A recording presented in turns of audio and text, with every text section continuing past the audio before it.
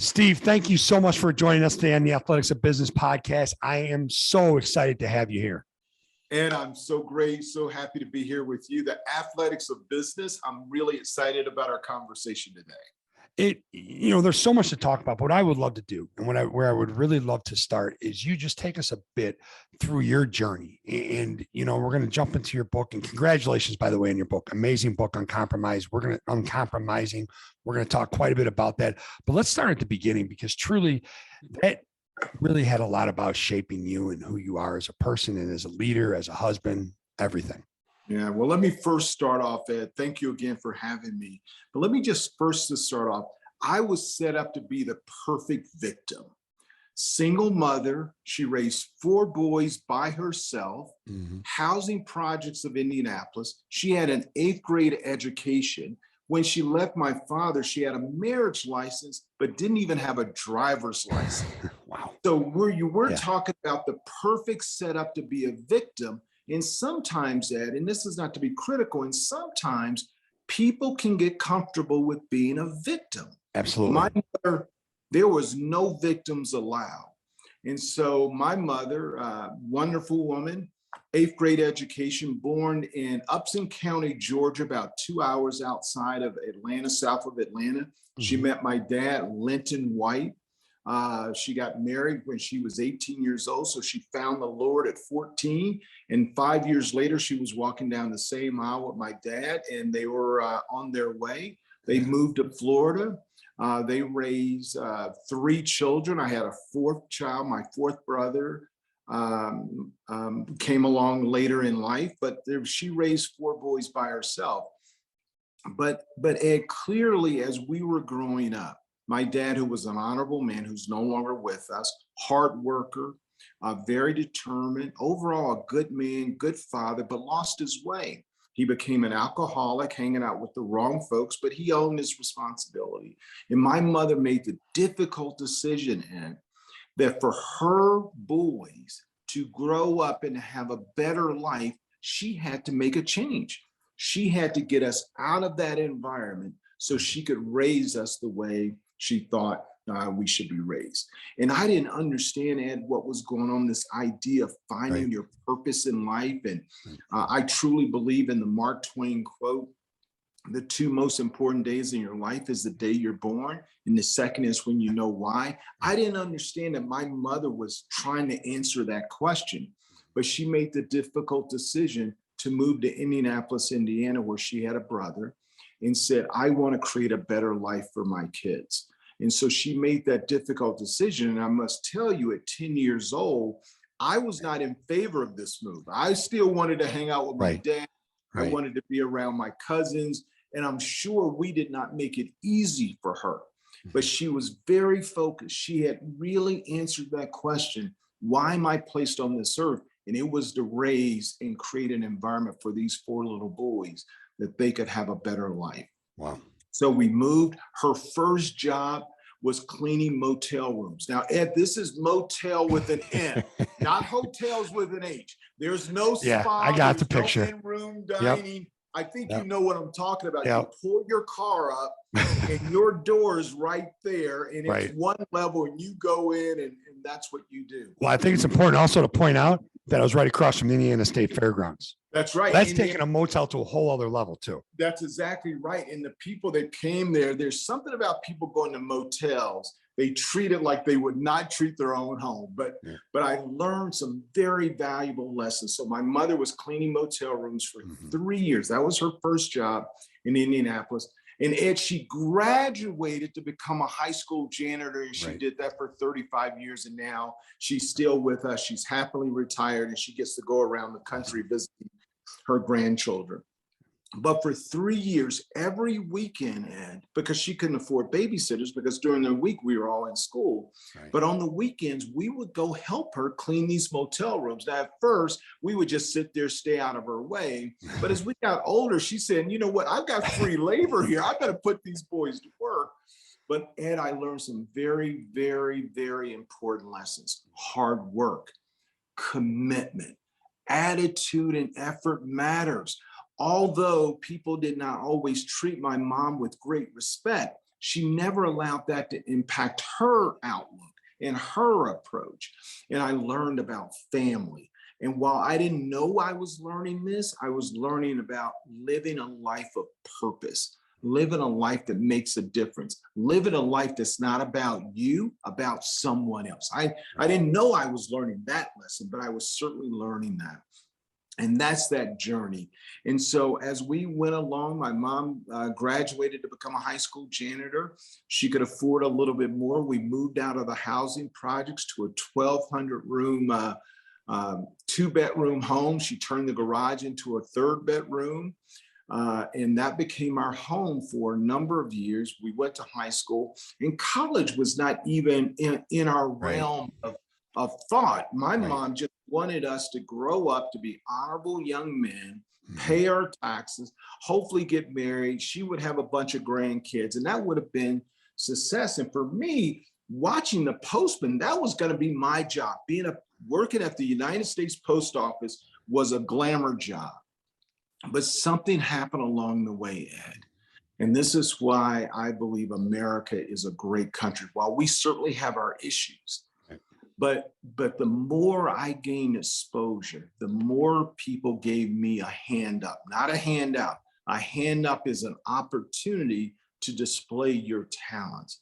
And so along the way, I tried out for the basketball team. I was not good enough. It was a large inner city high school with 5,000 kids. My class was 1,200 alone. But the coach said, I see something in you. Would you be interested in being our basketball manager? Now, at the time, they call these ball boys. So that was not a great way to get dates.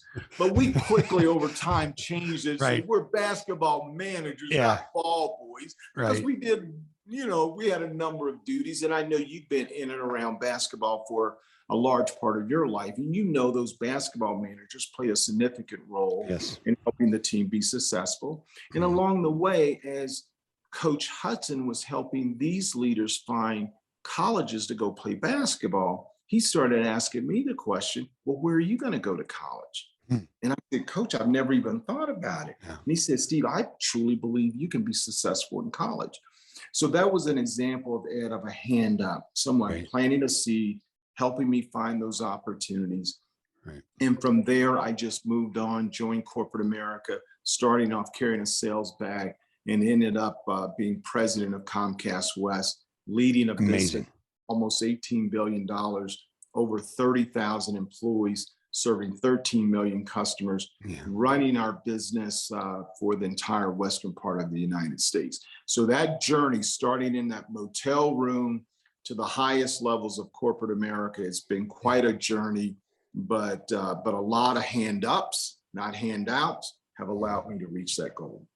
And you talk about that in your book, in not handouts, hand ups.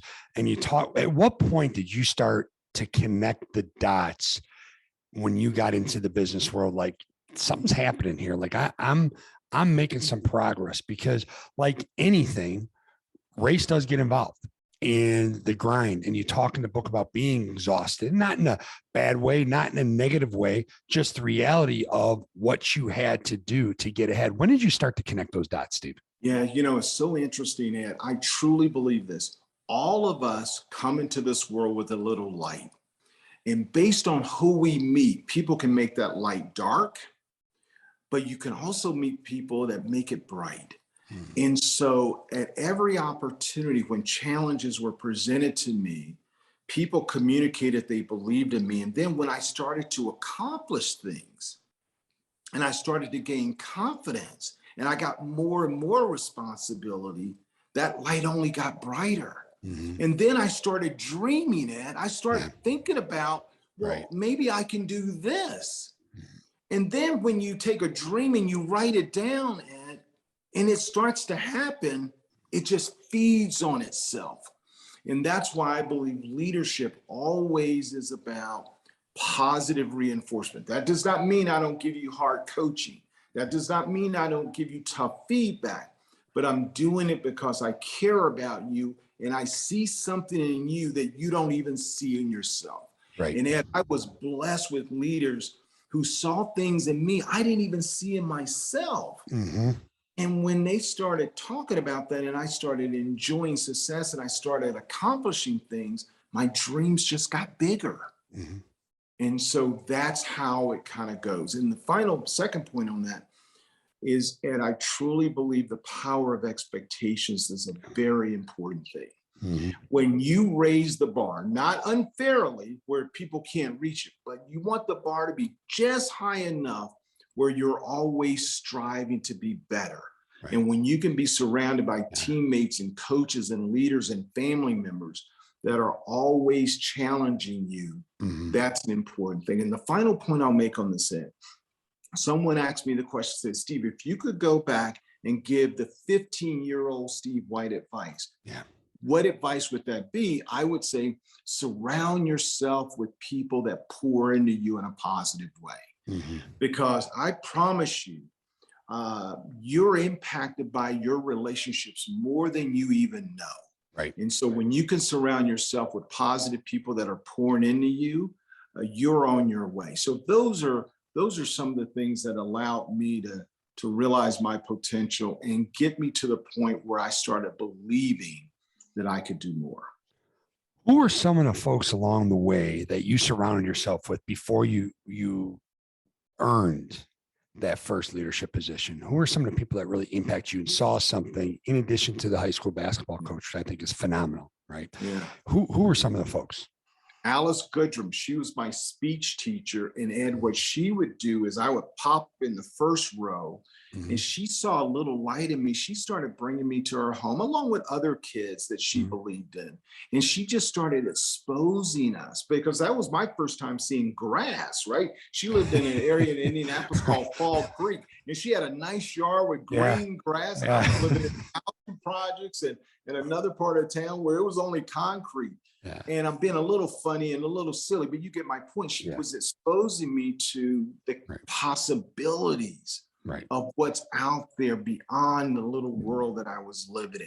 So Alice Goodrum was a very powerful, person. My mom, who was smart enough, although we didn't have a dad, she made sure that we were exposed to honorable men. And so she enrolled us in big brothers and big sisters. And I had a big brother who was an IBM executive who would take me to basketball games. Mm-hmm. I talk about in my book, my stepdad, who at the time when my mother moved to Indianapolis, she was not interested in a long-term relationship. So he was smart. He worked through the kids. He would bring us ice cream, cookies. That's what you call recruiting right there. Yeah. And so he was a positive individual. Although he only had a sixth grade education, he was smarter than most men and women that I've met.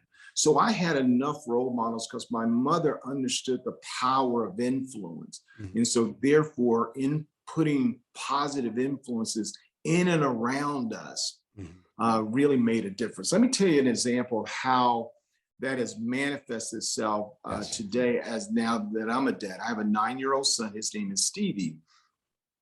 And Ed, I was at Harvard Business School 5 years ago for a training program. And I called my wife and I said, hey, give me Stevie's size. I want to get him a t-shirt or something.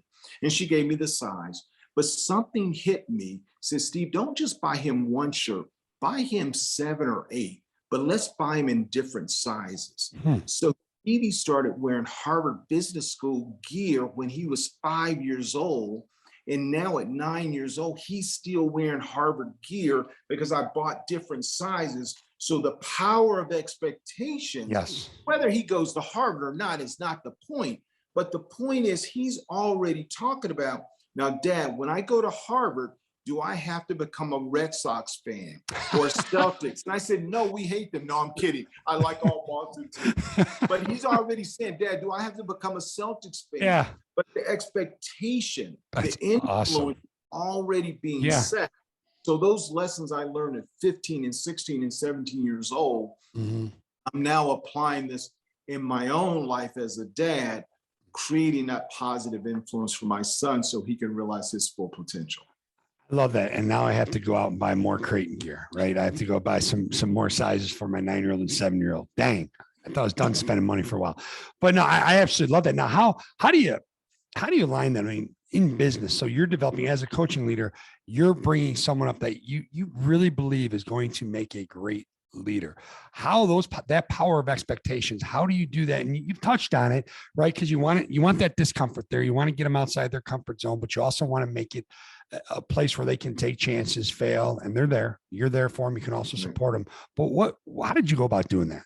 I'll give you a good example. As you probably mentioned, I still work for Comcast, but I stepped out of my role as president of Comcast West. I did that for 11 years. My replacement was someone that I developed who had worked for me for 10 years. And he is now the president of Comcast West, which was a very proud moment for me, certainly for him, but certainly proud for me. But always start with getting to know the person first. Let's get beyond business. Tell me about you. Tell me about your hopes and dreams. Tell me what you envision for your life. What kind of relationship do you want to have with your family and your kids? What's your greatest hope for them? Because Ed, once I start to understand what's important to you, what are your goals, what motivates you, then I start to shape our conversations around helping you reach your goals. Now, if you say, look, Steve, I'm good. My goal is not to be the CEO of the company. I just want to be a great employee and a great dad, then great. There's no problem with that. But everything first starts with, who are you and what are you trying to get done? Then the second thing is that we work very clearly by objectives. What is it we're trying to accomplish? We define success early and often. What does success look like? So there's no misunderstanding around what winning looks like. In basketball, it's pretty straightforward. Do you have more points than the other team at the end of the game? It's very clear. But in business, it's not always as clear. So you have to go to great lengths to define success. Once you've defined success, then you lay out a plan. Okay, let's talk very candidly now about your strengths and weaknesses. Because if I did number one right, if I developed that relationship with you, Ed, and I've developed that level of trust, even when I'm giving you difficult feedback, it's coming from a place of love. It's coming from a place that you only have my best interests at heart. Right. And so now we develop a plan. And then number four, you provide feedback early and often. The positive with the opportunities. And I always tried to outweigh the positives with the opportunities. So I always talked about the 4 or 5 things they were doing really, really well. And then I picked 1 or 2 things and really focus on that. And the goal was not always to make those weaknesses go away. It was to neutralize them. So therefore, when you neutralize the opportunities, it allows the strengths to show up even more. I'll give you an example. This gentleman that replaced me, his name is Rich. And I wrote about this in the book. I saw early on that this young man had great potential. And he was younger than me, about 10 years younger. And we had an event where we were with the mayor of the city. We were doing a big kind of a company event where we were giving back in the community. And I was dressed in nice jeans and, nice shirt, representative of meeting with the mayor of Denver. Well, Rich joined us, more kind of a young hip hop look. He was dressed sharp, but I pulled him aside and said, look, based on our conversation, you have a vision for your life to be here, but you're dressing like here. And that's fine. But if you want to be here, you have to look the part, you have to act the part, you have to be the part. And so based on that relationship, we were able to have a very frank and honest conversation about what is it going to take for him to get to be the best he can be. And that's where the feedback early and often, the good as well as the opportunities, are critical in developing men and women on your team. And how important for him to receive that feedback? How important was the trust factor? And where did that trust come from? It was absolutely clear, because most people, Ed, we don't want to be coached. We don't want tough feedback. We only want to hear the good stuff. And so for you to hear the opportunities, you have to know that I'm coming from a place of caring about you. And you can't do that if you don't establish that relationship. It's very, very important. It's just like a parent. The things we're doing now, raising our young children today, Yeah. they might not pay dividends right now, but when they're 16 or 17 or 18, when they're faced with some difficult decisions because their peers are doing one thing, Yeah. what they're going to rely on is that those relationships. And do I feel comfortable coming home and telling my dad and mom what happened tonight and the decision I was faced with and the decision I made, whether it was Right. good or bad? If you don't have that established, that opportunity is not going to be there. It's going to be very difficult to recreate. And I want to get back to winning and defining success and defining what victory means to you personally. But I want to touch on something because it's very apropos for this part of the conversation. Vulnerability. How significant is that piece of the puzzle for you as a leader?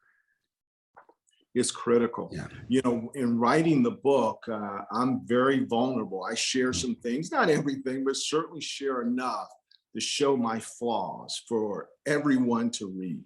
But I think it's important to show people that, look, if you think you can go through life and be perfect, you're mistaken.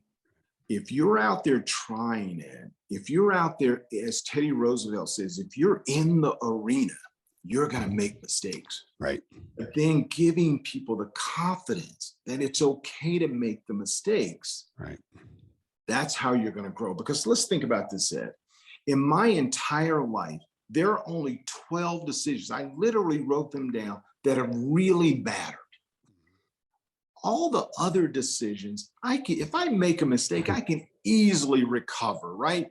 Maybe I joined a bad company and I had a bad boss and it didn't work. I can go get another job. So life is about making decisions, learning from those, because if you're not winning, you're learning. Right. I say that again, Ed. Yep. If you're not winning, you're learning. There's no such thing as losing. Right. And the only way you learn is you got to put yourself out there. And the more you can share that with your teammates and other leaders that are around you, it gives them the confidence that it's okay to make mistakes. You know, Ed, somebody asked me the question, and it was such a good question. He said, Steve, if there was one characteristic that you had as a child that you wish you had it in abundance right now. Yeah. When I was a kid, I never thought about failure. Yeah. It never crossed my mind. Yeah. And so think about it. If you can go through life knowing you couldn't fail, what would you go do? Right. But somehow along the way as adults, we get a little bit more cautious. We get a little bit more in our head. And so as a leader, we have to share with our team. Love that question. You're going to make mistakes. Yeah. You're going to make them. Yeah. The key is don't keep making the same mistake, because that's when you get in trouble. If you make the same mistake over and over again, or if you hire the same kind of people over and over again, that's when you get in trouble. Take every mistake as a learning opportunity, and that's how you grow and be successful. I love that. And then what a powerful question that is, back to the vulnerability piece. I really think as leaders, and you've mentioned this a couple of times in different ways, you want to know what makes your people tick, and you want access to what makes them tick, right? So you know how to best put them in position to maximize their success. I've always found, like, if I open up to you and don't try to come across as I have all the answers, instead I seek help, I ask suggestions, I'm open, I share my flaws or shortcomings or things that have happened along the way, you're going to trust me more, and you're going to open up to me more. And there's that access as a leader. And I'm not, sometimes people view access as a negative word, like, oh, you're trying to leverage. No, I'm not trying to leverage them. I'm trying to do what's best for them. And in order to do what's best for them, I need to know what's going on. That's exactly right. And if you think about the men and women that had the biggest influence on you, they were not the easiest. They were tough. They challenged you, but you knew in your heart they cared about you. Yeah. For all of our listeners that are listening to us today, do a mental inventory right now. Think about the top 5 or 6 people that have had a massive impact on your life. You will say, I know they cared about me, but boy, they were tough too. They didn't give me the easy road. They didn't tell me all how great I was. They challenged me to be the best that I could be. And I always felt it was coming from a place that they genuinely cared about me. Right. And my hope is all of us can do a mental inventory and identify at least 1 or 2 people that have had that impact. And I bet 99% of the time we will see those common themes. They cared about me, but boy, were they tough. Yep. And it helps you ground yourself, right? It helps you bring you back to center. Like, am I emulating them? Am I imitating them? Am I living those out? You just talked about hiring, right? And for a brief snapshot there, but I'm curious, if you were to build a team right now, they said, Steve, we need you to build a team, a dream team. What characteristics would you look for in that team? 3 things. I love that question, Ed. Now, certainly they have to be capable. They have to have functional expertise. Have to have skills. Yep. But let's talk about the top 3. Number 1, they're team oriented. It's not about them. They get more joy when the team wins versus them individually.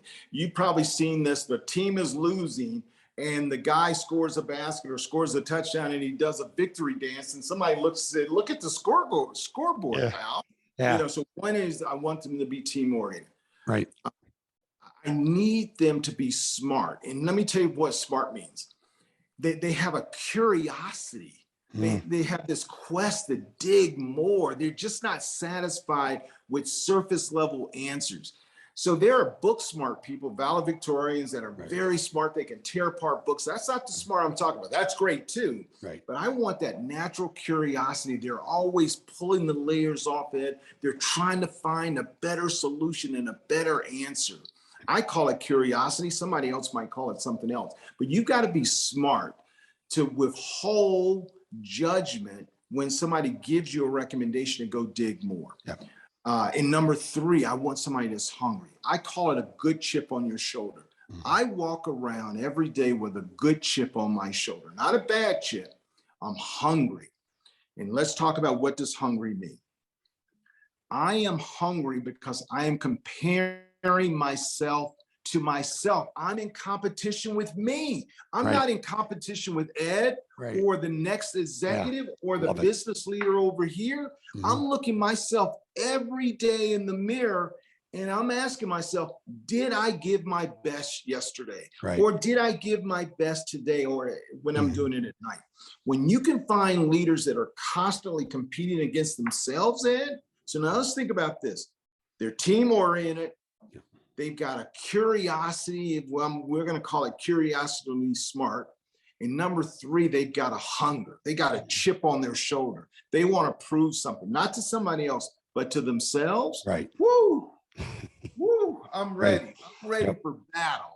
Now, they got to have the functional capabilities and all that. If you give me men and women with those 3 traits, I'll take on any team out there. I love that. I absolutely love that. Now I have to jump in looking at time. I want to talk about the book, Uncompromising. And I want to talk about what uncompromising means. I'm not going to read it, even though I was all prepped, highlighted to read. I want it to leave your lips because I just think it is amazing. Okay. But let's talk about the book, where it came from and when all of a sudden the light bulb went on, like it's time, like now is the time to write it. Well, it's been a journey for me, something I wanted to do. The purpose of the book and the reason I wrote the book, and right now is the right time, because I've lived 3 lifetimes. I've lived 25 years plus, as a poor person. I've spent 25, 30 years as a married man. I've spent 30 years now as a successful corporate executive. So I think I've lived 3 lifetimes and I still got more to go. Heck yes. Yeah. A long time ago. But I wrote the book because there were so many men and women that gave me a hand up.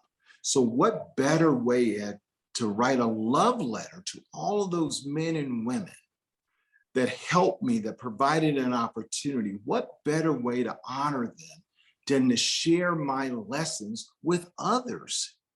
Because, Ed, there's a famous quote, we all die twice in life. We die the first time somebody puts us in a grave. The second time is the last time someone mentions our name. So how can we create an environment where I can share these stories and these men and women that gave me a hand up, their name is being mentioned long after they're gone. So that's the love letter. And the reason for the title Uncompromising, now we know life is all about compromise, is that the 2 most important days in your life, this is a Mark Twain quote that I love, is the day you're born. The second is when you know why. Ed, when you find out why you've been placed on this earth, whatever your purpose is, That is what you're uncompromising about. That is what you're ruthless in your pursuit of living out your purpose and your why, because that's how you have success. That's how you have impact. That's how you create a legacy. And most times, if we get our purpose right, it's not about enriching us as individuals, it's about enriching others. So that's why I wrote the book. That's why the title Uncompromising was birthed. And the book was released on March 8th. It's available in hardcover, audio, and ebook, wherever you buy your books. Most people buy them on Amazon these days, so it's waiting there for you. But it's been a great journey, and I so appreciate you allowing me the opportunity to hang out with you today. Well, there's so much to talk about. Now, I am going to read one thing, though, if it's okay with you. Okay. Great. When and how you define uncompromising: a fiercely independent, radically responsible, scrappy, and undistracted mindset with an unwavering commitment to your why. That's your mother. Yeah, that's exactly right. As she was uncompromising. Mm-hmm. And think about this, Ed. Yeah. You know, at the time, there was a lot of people telling us, these kids are not going to amount to anything. Right. You don't even have a driver's license. Right. You've never had a full-time job, although she was 29. How are you going to go raise these 4 little boys? But she was undeterred. Yeah. And often, Ed, and I didn't realize this at the time, she would cry herself to sleep at night, unbeknownst to us, because I never saw my mother's tired. I never saw her as worried, although there was a lot of worrying and a lot of crying going on. But she was so committed to her purpose. Because think about this, Ed. Life is hard. We're coming out of a pandemic. There's social unrest. There's wars going on around us. We're trying to raise kids in this crazy environment. You need something that will guide you through all the craziness. And so I challenge all of our listeners today is, if you don't know your purpose and why, find it. Right. And the way I go about telling people to find it is, what do you think you're good at? What are you passionate about? And if you had to, what would you do for free? Right. That will start to give you a sense of where your why is. Right. Can we talk about, and that's a great segue into this part of the book, the 7 pathways. Yeah. Because I think those are so dang powerful. And what I love about it, you're brilliant, right? You're extremely intelligent, but you don't try to speak in academic. You try to speak in a real voice, which is what resonates with me. It's the way I try to operate. Can you walk us through the 7 pathways and how you came about those? Yeah, I love that point, Ed, because let's be honest, when you're trying to create an environment where men and women can be successful, you got to keep it straightforward and simple, not because people aren't smart, but you want to keep it so simple where all they have to do is kind of subscribe to this way. So we talk about these 7 pathways as I learned. So this is all about living a life of impact and legacy. Number 1 is you got to find your fight. Identifying your why gives you meaning and direction. It gives you a lens to make decisions in your life. It gives you a lens of where you're going to spend your work career. It gives you a lens on how you're going to raise your family, what kind of father you want to be, what kind of husband you want to be. Number 2, focusing on the real prize. Avoiding distractions keeps you on the right road. There's so many distractions. Number 3, live life as a learning lab, because success is never a straight line. It's always a crooked road. How do you take every opportunity as a learning lab? Number 4, think and act like a business. I am chairman and CEO of Steve White Incorporated. Comcast purchases my services. Hormel, which I serve on the board, they purchase my services, but they're investing in Steve White Incorporated. So the more you can start to think about yourself as a business, right, and how you invest in you and that people are buying your company, that changes your mindset. Number 5, there are only 2 things you can control: your attitude and effort. Number 6 is navigating uncertainty. Life is uncertain. Get comfortable with navigating uncertainty. Embrace it, which then allows you to work through it. And then finally, love this one. Where I grew up is commit to road dog relationships. Road dog is somebody that's got your back. They're going to shoot you straight. A fight breaks out. They're going to jump in and they're not going to ask any questions. They'll ask questions after the fight. Now, I'm not at a roller rink. But the key is not the number, but Right. it's how do you have those road dog relationships? Yep. And I've got 3 buddies that have been my boys for a long time. And I'm not, this is outside of my own brothers, but these are 3 of my boys that we've hung out for a long, long time. They're my road dogs. Because, Ed, we all need people in our life that can speak truth to us. Right. None of us are perfect. We're going to get off track. Yep. Boy, when you can have somebody to say, hey, Ed, can I talk to you for a second, and shoot you straight, and they have enough credibility with you that you will listen, man, that is a life well lived. And the number's not important. The key is to have 1 or 2 at a minimum that can help you. Those are the 7 pathways that I talk about in the book, because I wanted to write a book that people could use and put to good use to help them reach their why. So what is the best way our listener purchases the book, which, by the way, we'll put the link to the book. Okay. Put the link to your website, all that stuff in our show notes. But what's the best way to read the book? And, to go through it and to make it a work in progress, not just to read it to say you read it and throw it to the side, because I think there's so much power in it. Well, that's why we try to put it in every format possible, so people can, play to their strength. But before you do that, just go to my website, stevewhitespeaks.com. I've got a portion of the book there. You can read it free of charge and see if it's something that you will be attracted to. But more importantly, on the website, I've tried to live one of these principles of live life as a learning lab. We've created this website where there's a lot of information that you can learn and grow. Their blogs, their podcasts from other folks. We're going to put a link to the athletics of business on there. So it's a place where people can go hang out, follow me, but there are other articles and podcasts that are attached to the website where you can go and learn. It allows us to live that principle of live life as a learning lab. And you can learn more about the book. You can learn more about me. You can follow me on social media, whether it's Twitter, Instagram, Facebook, or LinkedIn. So it's all available there for you. stevewhitespeaks.com. That's the first place to go. You can test out the book. And if you like it, please purchase it. And if you like the book, please write a review. If they listen to this podcast, I can guarantee you they will love the book. It is phenomenal. And we'll put the link to all your social sites too as well. Twitter, Instagram. I'll put everything up there on the show notes. Now, we talk a lot about authenticity, right? And the way we break it down here is honesty, honest with yourself and others, integrity, that your words and actions are aligned, and the vulnerability piece, right? Not trying to act like you have all the answers, willingness to ask for help. But to me, a big part of authenticity is what you see is what you get. It's who you are in business is who you are at home with your significant other. You have a phenomenal story about your bride. I mean, and I say bride literally because I just thought this story was awesome about your wedding in Hawaii. When you're walking to the beach, tell us about that. Tell us about, honestly, tell us about when you met her. Okay. When you first were introduced to her, when you met her, because I just love this because it really speaks to who you are and it speaks to what you put value in. Yeah. Well, it's interesting. I met my wife, Barbita.